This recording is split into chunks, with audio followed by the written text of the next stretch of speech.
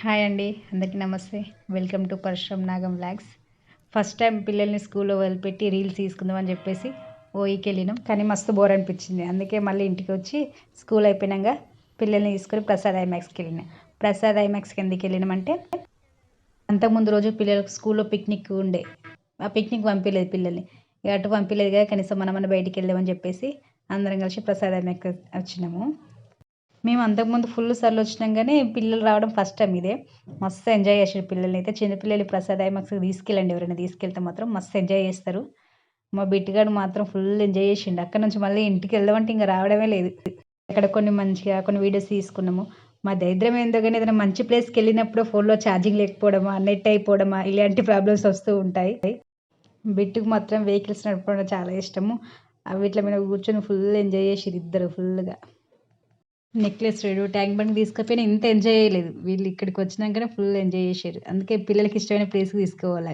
మనకి ఇష్టమైన ప్లేస్ కంటే పిల్లలకి ఇష్టమైన ప్లేస్కి తీసుకొస్తే మంచిగా ఎంజాయ్ చేస్తారు. మ్యాక్సిమం హాలిడే ఉన్న రోజు బయట తిరగడానికే ట్రై చేస్తాం.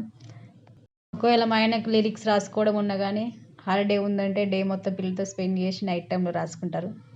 ఇంకా చెప్పాలంటే మా ఆయనకు షూస్ లేని రోజు పిల్లలకి హాలిడే ఉంటే ఇంకా ఫుల్ ఎంజాయ్ చేస్తారు. మా పిల్లలు అయితే ఖచ్చితంగా బయటకు వెళ్తారు ఆ రోజైతే.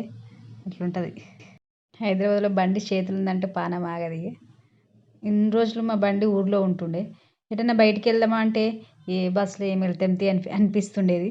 ఇప్పుడైతే ఏదైనా షాప్కి వెళ్ళాలన్నా, ఏదైనా పని మీద బయటికి వెళ్ళాలన్నా కానీ ఎవరైనా ఏం చేస్తారు, ఏదైతే షార్ట్ వే ఉందో చూసుకొని అట్లా వెళ్తారు కదా. మేము అట్లే కాదు, ఏదైతే లాంగ్ వే ఉందో చూసుకొని అట్లా వెళ్ళడు.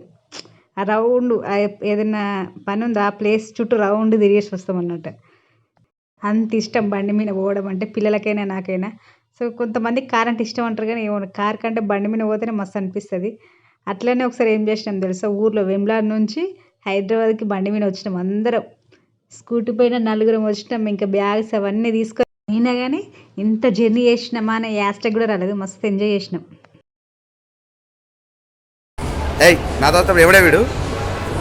మీ బాయ్ ఫ్రెండా? ఎవరు? మీ బాయ్ ఫ్రెండా? బాగున్నాడు. ఇగో ఇప్పుడు మీకు అద్భుతం చూపిస్తా. ఇగో మీరు ముగ్గురు సేమ్ ఉన్నారు కదా. ఇక సేమ్ ఇద్దరు అందరూ ఉన్నారు డిటో.